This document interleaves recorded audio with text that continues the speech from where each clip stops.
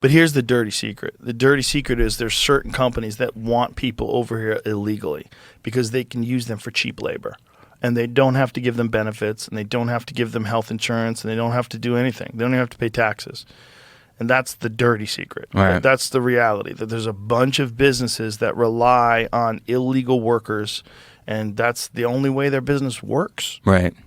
And they want that border opened. And there was a lot of talk about we don't have enough people here. People aren't having children. We need immigrants. But the reality is, and Tim Dillon talked about this first. I first heard it from him, but then J.D. Vance told me the same thing, that someone actually told him that at a party, that was what they were upset about, that they were losing access to cheap labor. I'm like, that's crazy. That's crazy.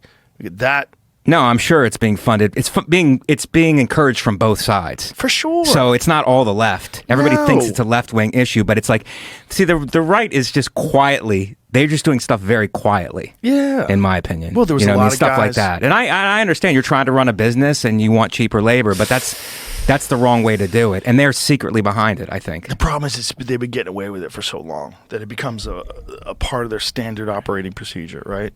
Like if it was never a thing, if you could never get away with it, if it was a real problem from the beginning, then you'd have to pay people a living wage. Right. And then you have to pay people correctly, which is what we should all want. Yes. For everywhere. Yeah. I think, look, everybody says like, oh, we should make it easier for people to come to America. Okay, that's a good argument. Also, we should make other places better. Like, if we weren't sending factories down to Mexico where people working for 15 cents a day, what if those people were making like a real living wage down there? Right. Because if you're going to have an American company and you're going to open up a factory somewhere, it's your responsibility to elevate those people's lifestyle, like, and make it like an American lifestyle. Like you want to Well, then it makes it not worth it to take the business out of there. Yes, exactly. Well, you should be subject to American rules, because if you're an American company, you can't do that in America. If you can't have somebody working for $15 an hour in America, or 15 cents an hour in America, why are you able to do that in El Salvador? Why are you able to do that in Vietnam? Like, shouldn't you, if you're going to operate a company overseas, be subject to the laws of where your company's established? Yes. Yeah. But you should that at least would stop all that shit. Yeah.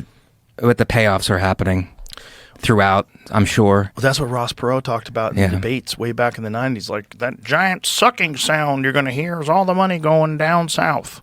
And that's what happened. Yeah. It all went across the border. Or at least you have to tax them for taking their business outside of the country. It's got to be more than that, because they killed cities. They killed Detroit. Like, killed it.